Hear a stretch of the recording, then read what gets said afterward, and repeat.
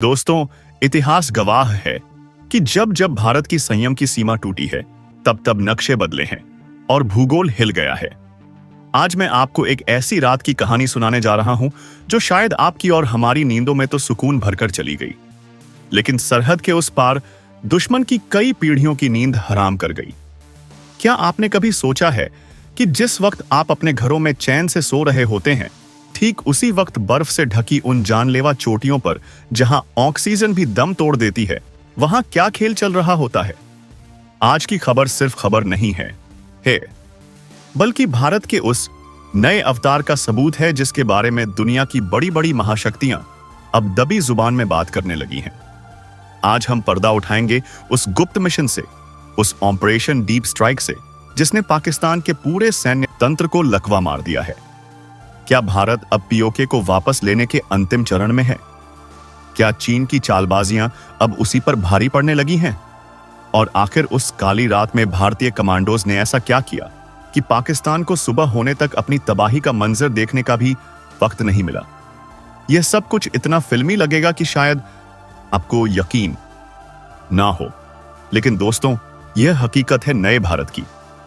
तो दिल थाम कर बैठिए, क्योंकि अगले कुछ मिनटों में हम आपको उस वॉर रूम के अंदर ले चलेंगे जहां फैसले लिए जाते हैं, और उस रणभूमि में उतारेंगे जहां हमारे जांबाज उन फैसलों को अंजाम देते हैं। दोस्तों, आगे बढ़ने से पहले एक छोटा सा काम जरूर करें। अगर आप भी मानते हैं कि भारतीय सेना दुनिया की सबसे बेहतरीन और बहादुर सेना है, तो इस वीडियो को अभी लाइक करें और कमेंट बॉक्स में पूरे जोश के साथ जय हिंद या भारत माता की जय जरूर लिखें। आपका एक कमेंट हमारे जवानों का हौसला बढ़ा सकता है। और हां, अगर आपने अभी तक चैनल को सब्सक्राइब नहीं किया है, तो तुरंत सब्सक्राइब बटन दबाएं और बेल आइकन ऑन कर लें। और आप देश के किस कोने से बैठकर हमारा यह वीडियो देख रहे हैं, अपने शहर का नाम जरूर लिखें। जिस रात सरहद दोनों ओर सन्नाटा इतना गहरा था कि हवा की हल्की सरसराहट भी किसी अनकहे तूफान की आहट जैसी लग रही थी, उसी रात भारत की गुप्त सैन्य तैयारियों ने इतिहास की दिशा बदलने वाली हलचलें जन्म देना शुरू कर दी थी। अमूमन सरहद पर गोलियों की आवाजें गूंजती हैं, लेकिन यह रात अलग थी। यह खामोशी एक बहुत बड़े तूफान से पहले की शांति थी, क्योंकि हालिया हमलों ने न सिर्फ देश की आत्मा को झकझोर दिया था, बल्कि पूरे राष्ट्र की दृढ़ता को एक ऐसे मोड़ पर खड़ा कर दिया था जहां अब सिर्फ एक ही रास्ता बचा था, प्रतिशोध, वह भी निर्णायक और अंतिम। और इसी दृढ़ संकल्प ने भारत के उस मिशन की नींव रखी जिसकी पहली दस्तक ने दुश्मन की नींद हमेशा के लिए छीन ली थी। दोस्तों, याद करिए, जब उरी या पुलवामा हुआ था तब भी देश में गुस्सा था, लेकिन इस बार की तैयारी कुछ और थी। जिस तरह पीओके की पहाड़ियों में भारतीय कमांडोज की तेज और अदृश्य घुसपैठ ने पाकिस्तान की आधी सैन्य मशीनरी को रातों रात पंगु कर दिया था, उसी तरह अब इस युद्ध का अगला अध्याय कहीं अधिक निर्णायक और इतिहास बदलने वाला साबित होने वाला था। दोस्तों, जरा सोचिए उस माहौल के बारे में। तापमान माइनस में है, हाथ पैर जमा देने वाली ठंड है, और सामने खड़ी है मौत। लेकिन भारत अब सिर्फ जवाबी कार्यवाही नहीं कर रहा था, बल्कि वह ऐसा सैन्य ढांचा तैयार कर चुका था जिसने आने वाले दिनों में पूरी क्षेत्रीय राजनीति की धुरी बदल देनी थी। और जैसे ही ऑपरेशन डीप स्ट्राइक फेज 4 का संकेत भारतीय विशेष कमांड को मिला, सेना के टेक्निकल डिवीजन ने बिना किसी देरी के सैटेलाइट इंटीग्रेटेड बैटल नेटवर्क को सक्रिय कर दिया। अब आप पूछेंगे कि यह नेटवर्क क्या बला है? तो सरल भाषा में समझिए, यह एक ऐसा डिजिटल जाल है जिससे पहाड़ियों, जंगलों और बर्फीले दर्रों में तैनात हर भारतीय यूनिट एक साझा डिजिटल मैप पर जुड़ गई।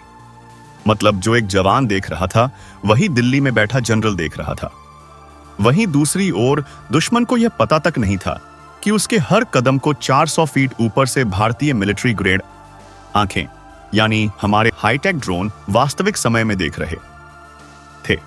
दुश्मन सोच रहा था कि अंधेरे का फायदा उठाकर वह बच निकलेगा, लेकिन उसे क्या पता था कि भारत के पास अब अंधेरे में देखने वाली वह तीसरी आंख है जिससे कुछ नहीं छिपता। इस बीच दुश्मन की सप्लाई लाइन को निशाना बनाना बेहद जरूरी था। दोस्तों, युद्ध में गोली से ज्यादा महत्वपूर्ण होता है राशन और गोला बारूद। सप्लाई लाइन वो धमनियां होती हैं जिनसे दुश्मन के आतंकियों को गोला बारूद, राशन और बैकअप पहुंचता है। अगर इसे काट दिया जाए तो दुश्मन बिना लड़े ही घुटने टेक देता है, और यही भारत का प्लान था। भारतीय सेना ने सीधे हमला करने के बजाय एक ऐसी चाल चली जिसकी उम्मीद पाकिस्तान किसी भी हाल में नहीं कर सकता था। सबसे पहले नाइट वॉल्व्स। यह नाम याद रखिएगा दोस्तों, यह हमारी वो स्पेशल यूनिट है जो रात के अंधेरे में भेड़ियों की तरह शिकार करती है। इनकी माइक्रो साइलेंट टोली ने दुश्मन की पूरी डिपो लाइन के आसपास छिपे मोशन सेंसर और बूम ट्रैप्स को निष्क्रिय किया। आप सोच रहे होंगे कि यह कैसे हुआ। यह किसी हॉलीवुड फिल्म जैसा सीन था। उन्होंने ऐसे जंबर्स का इस्तेमाल किया जिससे दुश्मन के अलार्म सिस्टम को लगा कि सब कुछ ठीक है, जबकि असल में उनकी सुरक्षा दीवार में सेंध लग चुकी थी। फिर शैडो रेजिमेंट के स्नाइपर ऑपरेटर्स ने एक एक कर उन पहाड़ी चौकियों को साइलेंट न्यूट्रलाइज किया जिन पर बैठे दुश्मन सिपाही सप्लाई लाइन की रक्षा करते थे। यह सब इतनी खामोशी से हुआ कि पास की चौकी पर बैठे दूसरे पाकिस्तानी सिपाही को भनक तक नहीं लगी कि उसका साथी अब इस दुनिया में नहीं है। दोस्तों, यह सब किसी फिल्म की तरह नहीं, बल्कि हर सेकंड को तौलकर हर कदम को टाइमिंग के साथ अंजाम दिया गया, क्योंकि भारतीय सेना जानती थी कि एक छोटी सी गलती, एक हल्की सी आहट पूरे मिशन को खतरे में डाल सकती है। इसी दौरान भारत देशनैन मुस्सा सैंपने के जमीनी कमांड सेंटर में मौजूद युद्ध नियंता लगातार ड्रोन फीड को मॉनिटर कर रहे थे। स्क्रीन पर साफ दिखाई दे रहा था कि दुश्मन अपने टैक्टिकल व्हीकल्स के जरिए गोला बारूद को वैली के ऊपरी हिस्से की ओर धकेलने की कोशिश कर रहा है। पाकिस्तान को लगा था कि रात के इस पहर में भारतीय सेना सो रही होगी या सुस्त होगी, लेकिन उन्हें अंदाजा ही नहीं था कि भारतीय साइबर विंग ने पहले से ही उनकी आंतरिक कम्युनिकेशन लाइन को हैक कर लिया है। जी हां दोस्तों, दुश्मन क्या बात कर रहा था, उनके कोड क्या थे, सब कुछ हमारे पास था। हम उनकी बातचीत को डिकोड करते हुए उनकी मूवमेंट्स को पहले से ही पकड़ रहे थे। जैसे ही भारतीय कमांड ने गणना की कि दुश्मन का सप्लाई कारवा रात 3:40 पर एक विशेष संकरे मोड़ पर पहुंचने वाला है, जहां सड़क बिल्कुल दो पहाड़ों के बीच फंस जाती है, उसी क्षण हॉक स्ट्राइक टीम को एक ऐसा मिशन मिला जो सुनने में सरल लेकिन अंजाम देने में अत्यंत जोखिम भरा था। उन्हें ठीक उस समय और उस जगह पर पहुंचकर दुश्मन के पूरे कार्यवाह को बिना जोरदार धमाके के, बिना भारी लड़ाई के चुपचाप निष्क्रिय करना था। मकसद साफ था, आसपास की दुश्मन पोस्ट को इसके बारे में कुछ भी पता न चले। सोचिए कितना मुश्किल होता है दुश्मन के इलाके में घुसकर उनकी गाड़ियों को रोकना, और वह भी बिना शोर मचाए। जैसे ही घड़ी 3:27 पर पहुंची, हॉक स्ट्राइक टीम के 6 कमांडो हवा में उड़ते इलेक्ट्रिक स्टेल्थ ग्लाइडर के जरिए घाटी के ऊपर पहुंच गए। यह ग्लाइडर बिना आवाज के उड़ते हैं। उन्होंने बिना आवाज किए एक एक कर रस्सियां छोड़ी और कुछ ही सेकंड में इलाके की सबसे ऊंची चट्टान पर उतर गए, जहां से नीचे की सप्लाई लाइन किसी सांप की तरह मुड़ती हुई नजर आती थी। फिर उन्होंने चट्टान से नीचे उतरते हुए उस संकरे रास्ते तक पहुंचने के लिए थर्मल कैंप मोड का इस्तेमाल किया। यह वो तकनीक है जिससे कमांडो के शरीर की गर्मी भी दुश्मन के थर्मल कैमरे पकड़ नहीं पाते। और फिर 3:38 पर जब ठंडी हवा पहाड़ी घाटी में तेजी से बह रही थी, उन 6 कमांडोज ने अपने अपने उपकरण तैयार कर लिए। उनके पास थे sound damp electric blades, micro EMP sticks और कारवा के टायर ब्लॉक्स को निष्क्रिय करने वाले विशेष टैक्टिकल जैमर्स। दोस्तों, यह वो नए भारत के हथियार हैं जो शोर नहीं मचाते, बस काम तमाम करते हैं। जैसे ही दुश्मन का कारवा मोड़ पर आया, कमांडोज ने एक ही पल में ब्लिट्स ऑपरेशन शुरू कर दिया। ब्लिट्स मतलब बिजली की गति से हमला। आगे चल रही गाड़ी को पहले ही झटके में माइक्रो ईएमपी से निष्क्रिय कर दिया गया। ईएमपी यानी इलेक्ट्रोमैग्नेटिक पल्स, जिससे गाड़ी का पूरा इलेक्ट्रॉनिक्स सिस्टम जल जाता है और इंजन बंद हो जाता है। पीछे वाली गाड़ी के टायर ब्लॉक्स को ब्लेड से काटकर उसे एक तरफ झुका दिया गया और बीच की तीसरी गाड़ी के ड्राइवर को शैडो पैड से बेहोश कर दिया गया। यह पैड बिना किसी आवाज के गर्दन के पास लगता है और इंसान को तुरंत गहरी नींद में सुला देता है। 3 गाड़ियां कुछ ही सेकंड में बर्फ की तरह जम गई। ना आवाज, ना गोलियां, ना कोई धमाका, सिर्फ सटीकता और समय की समझ। लेकिन दोस्तों, युद्ध में सब कुछ प्लान के मुताबिक नहीं होता। असली मोड़ तब आया जब कारवा की चौथी गाड़ी में बैठे दो पाकिस्तानी सिपाही छतरी की लाइट में हलचल देखकर दूसरों को संकेत देने लगे कि कुछ गड़बड़ है। उनकी उंगली ट्रिगर पर जाने ही वाली थी, वो रेडियो पर चिल्लाने ही वाले थे। तभी नाइट वॉल्व्स के दो कमांडो बिजली की रफ्तार से आगे बढ़े और उन्हें निष्क्रिय कर दिया। पूरा ऑपरेशन केवल 63 सेकंड में खत्म हो चुका था। जी हां, सिर्फ 1 मिनट और 3 सेकंड। दुश्मन की सप्लाई लाइन पूरी तरह पंगु, बिना किसी भी शोर या लड़ाई के। इसी सफलता की खबर जब भारतीय मुख्यालय पहुंची, वहां मौजूद ऑपरेशन डायरेक्टर्स के चेहरों पर एक अनकहा आत्मविश्वास दिखाई देने लगा, क्योंकि अब अगला कदम था उस पहाड़ी किले को अपने कब्जे में लेना जो पूरे सेक्टर की रीढ़ था और जहां दुश्मन के सबसे अहम कमांडर छिपे होते थे। पर भारत केवल सैन्य मोर्चे पर नहीं बल्कि कूटनीतिक मोर्चे पर भी एक बड़ा कदम उठा रहा था। दोस्तों, इसे कहते हैं चाणक्य नीति। एक तरफ फौज लड़ रही थी, दूसरी तरफ हमारा विदेश मंत्रालय। विदेश मंत्रालय ने आधी रात को दुनिया की 16 महाशक्तियों को एक सीक्रेट नोट भेजकर बताया कि पाकिस्तान पीओके में युद्ध अपराधों को छिपाने के लिए विदेशी हथियारों का जमावड़ा कर रहा है। इसका असर यह हुआ कि अगर पाकिस्तान शोर मचाता तो उल्टा चोर कोतवाल को डांटे वाली बात हो जाती। जैसा कि उम्मीद थी, पाकिस्तान इससे बौखला गया और उसने रातों रात 6 चौकियों पर फ्लेयर यानी रोशनी वाले गोले दागकर दिखाने की कोशिश की कि वह नियंत्रण में है। लेकिन उसकी यह नाकाम कोशिश उल्टी पड़ गई, क्योंकि उसी रोशनी में हमारे ड्रोन्स ने उनकी सही लोकेशन देख ली। भारत के स्ट्रेटेजिक ड्रोन जो उसके ऊपर शांतिपूर्वक मंडरा रहे थे, उन्होंने दुश्मन की पोजीशन को डिजिटल मैप पर चिन्हित कर लिया। अगले 12 घंटे में भारतीय सेना ने तय कर लिया कि फेज 5 शुरू होते ही वह इस पूरे क्षेत्र को दुश्मन की पकड़ से निकाल लेगी, क्योंकि अब दुश्मन के पास ना मनोबल बचा था, ना नेतृत्व और ना ही तकनीकी बढ़त। जैसे ही सुबह की पहली रोशनी पहाड़ियों पर उतरने लगी, दुश्मन की कई पोस्टों से धुआं उठता नजर आया। यह धुआं गोलीबारी का नहीं था बल्कि शॉर्ट सर्किट का था।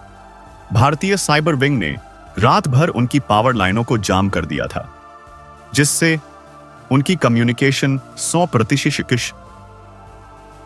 100% बंद हो गई। सिस्टम बुरी तरह ठप हो चुकी थी। पाकिस्तान की सेना ने पहली बार महसूस किया कि भारत अब पूरी तरह टेक्नोलॉजिकली सुपीरियर वॉर ग्रिड पर आ चुका है, जहां दुश्मन को यह भी पता नहीं चलता कि हमला कब और कैसे होगा।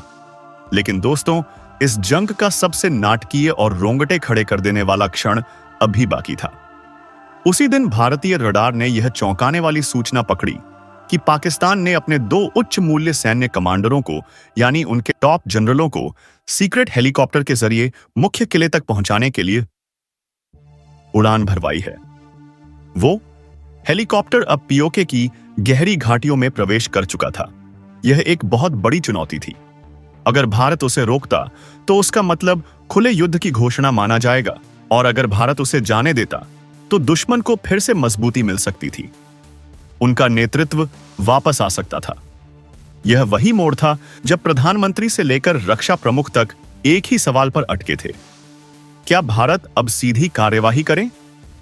क्या हमें अंतरराष्ट्रीय दबाव की चिंता करनी चाहिए? लेकिन फिर सेना प्रमुख ने वह ऐतिहासिक लाइन कही जिसने पूरी रणनीति बदल दी। उन्होंने कहा, अगर दुश्मन युद्ध की तैयारी कर रहा है तो उसे पूरा करने की जिम्मेदारी भी उसी की होनी चाहिए। भारत सिर्फ खतरे को रोक रहा है, युद्ध शुरू नहीं कर रहा।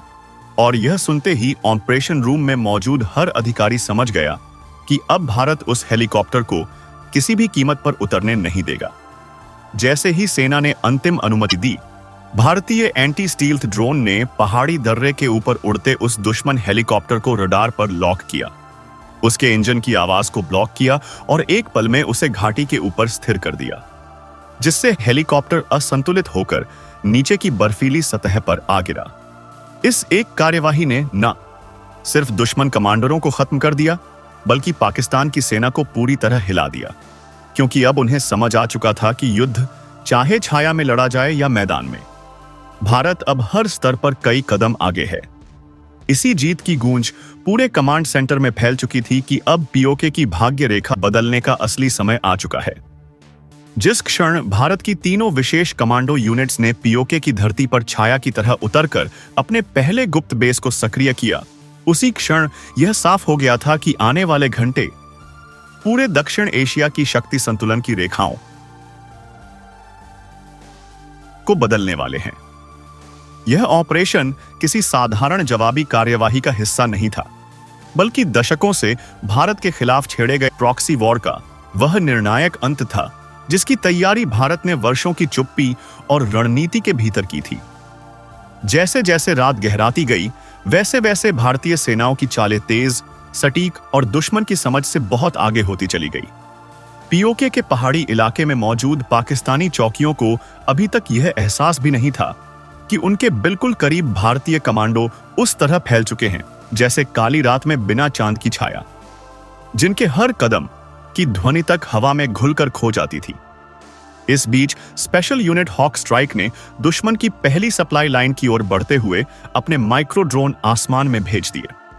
यह ड्रोन पतली धुंध के बीच बिना रोशनी के उड़ते हुए दुश्मन की गतिविधियों का 3D लाइव फीड दे रहे थे। ऐसे थे उस फीड में यह सामने आया कि दुश्मन बड़ी संख्या में हथियार बंद गाड़ियां घाटी के उस घुटन भरे रास्ते की ओर ले जा रहा है जहां से उसके तमाम सप्लाई कन्वॉय गुजरते थे। लेकिन दोस्तों, भारतीय कमांडो पहले से तय रणनीति के अनुसार ना तो जल्दबाजी कर रहे थे और ना अपनी उपस्थिति से कोई हलचल पैदा होने दे रहे थे। संयम, धैर्य और सही वक्त का इंतजार, यही एक असली योद्धा की पहचान होती है। इसी दौरान भारत के इलेक्ट्रॉनिक वॉरफेयर डिवीजन ने दुश्मन की रेडियो फ्रीक्वेंसी को इतनी सफाई से जाम कर दिया कि पाकिस्तानी पोस्टें एक दूसरे से संपर्क साधने में खुद ही ठोकरें खाने लगी।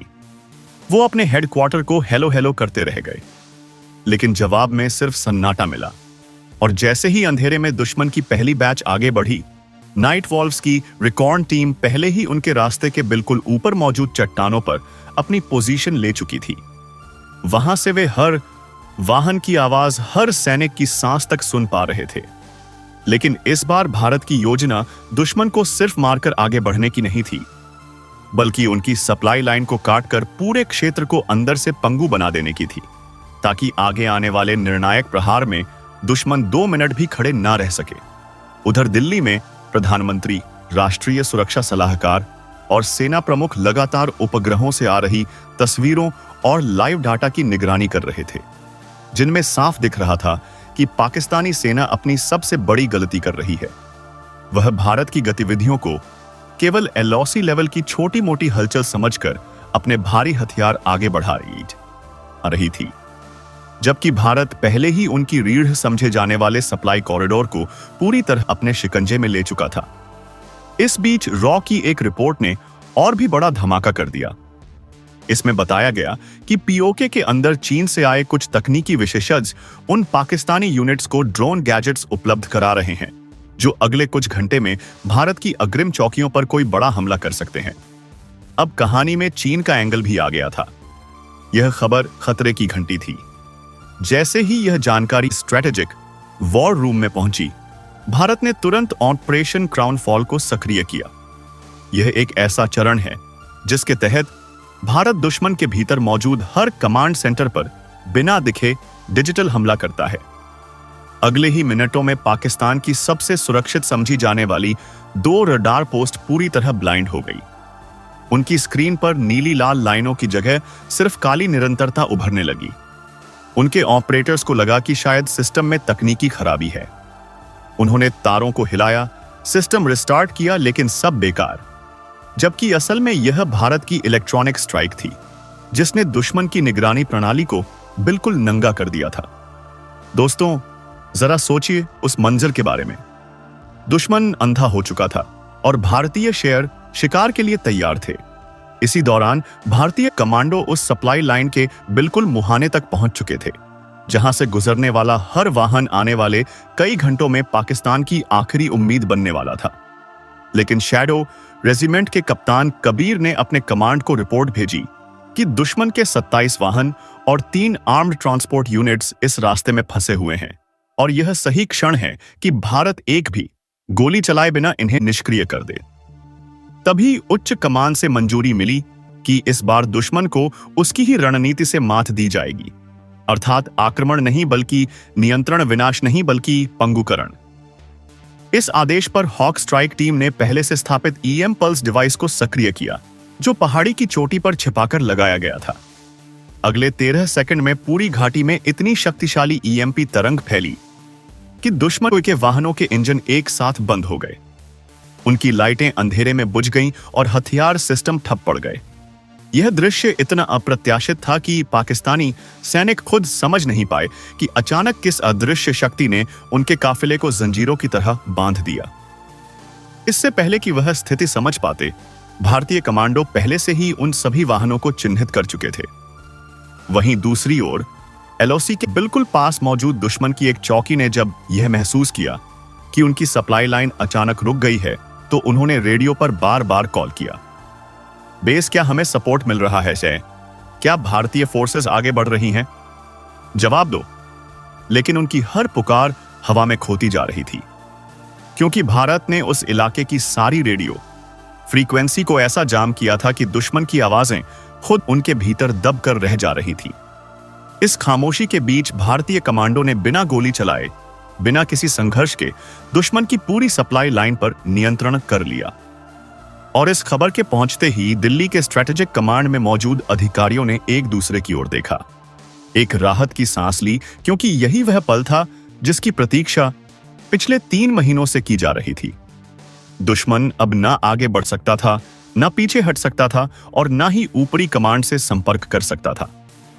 मगर दोस्तों, असली खेल तो अब भी बाकी था। रॉ के एक स्लीपर कांटेक्ट ने जानकारी दी कि पाकिस्तान इस स्थिति से बाहर निकलने के लिए अपने एक गुप्त बैकअप मार्ग का इस्तेमाल कर सकता है। यह रास्ता पहाड़ियों में बने पुराने राजमार्ग के माध्यम से कोटली सेक्टर को रावलकोट से जोड़ता है। अगर भारत ने उसे अभी रोक ना दिया, तो दुश्मन की कुछ यूनिट्स उस रास्ते से निकलकर भारतीय अग्रिम मोर्चों पर दबाव बना सकती हैं। यह सुनते ही नाइट वॉल्व्स की तीसरी टीम को उस पुरानी सड़क की ओर बढ़ने का आदेश दिया गया।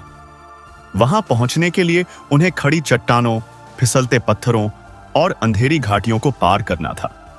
लेकिन भारतीय कमांडो के लिए यह सामान्य बात थी, क्योंकि वे उसी प्रशिक्षण के लिए जाने जाते हैं जिसमें इंसानी शरीर और मानसिक सीमा की हर बाधा को तोड़कर पार किया जाता है। उधर पाकिस्तान की तरफ अफरा तफरी का आलम बढ़ता जा रहा था। पाकिस्तानी सेना का प्रचार विभाग अपने सैनिकों को हिम्मत देने के लिए बार बार झूठा संदेश भेज रहा था कि भारत डर गया है, हमला नहीं करेगा। जबकि इसी समय भारतीय उपग्रहों ने यह पकड़ लिया कि दुश्मन की दूसरी सप्लाई कैंप में भी हलचल बढ़ रही है। इसका मतलब साफ था, पाकिस्तान अब डर कर नहीं बल्कि घबराकर फैसला ले रहा है। और युद्ध नीति कहती है कि घबराहट हमेशा युद्ध का सबसे बड़ा नुकसान साबित होती है। ठीक इसी घबराहट का फायदा उठाते हुए भारतीय कमांडो उस खतरनाक बैकअप रास्ते पर पहुंच गए, जहां पाकिस्तानी यूनिट्स अपने ट्रक तेजी से आगे बढ़ाने की कोशिश कर रही थी। लेकिन भारतीय छाया कमांडो पहले से ही हर मोड़ पर फैल चुके थे। जैसे ही दुश्मन का पहला ट्रक उस तंग गूंजदार घाटी वाले मोड़ पर पहुंचा, एक साइलेंट टैकल टीम ने रस्सियों और मैग्नेटिक क्लैंप का उपयोग कर वाहन को कुछ ही सेकंड में रोक दिया। यह देखकर दुश्मन के ड्राइवर तक खामोश रह गए। उसे समझ ही नहीं आया कि हुआ क्या। लेकिन कहानी यहीं खत्म नहीं हुई, क्योंकि इसी दौरान भारत ने उस बैकअप मार्ग को भी ऐसे लॉक कर दिया जैसे किसी शिकारी ने अपने शिकार के चारों ओर अदृश्य दीवार खड़ी कर दी हो। और इस मौके पर सेना प्रमुख ने अपना ऐतिहासिक आदेश दिया, अब आगे बढ़ो, दुश्मन की रीअरेंज टूट चुकी है, अगला चरण शुरू करो। और यह अगला चरण वही था जिसने आने वाली लड़ाई की पूरी दिशा तय करनी थी, क्योंकि अब भारत न केवल उनकी सप्लाई काट चुका था, बल्कि उनके बैकअप रूट और संचार नेटवर्क पर भी कब्जा कर चुका था। तो दोस्तों, यह थी वह पूरी दास्तान जो अभी सरहद पार चल रही है। आप इस बारे में क्या सोचते हैं? क्या आपको लगता है कि अब वह समय आ गया है जब पीओके पूरी तरह से भारत का हिस्सा बन जाएगा? अपनी राय कमेंट में जरूर बताएं। और हां, जाने से पहले इस वीडियो को लाइक करना और अपने दोस्तों के साथ शेयर करना ना भूलें, ताकि हर भारतीय को पता चले कि हमारी सेना सरहद पर क्या पराक्रम दिखा रही है।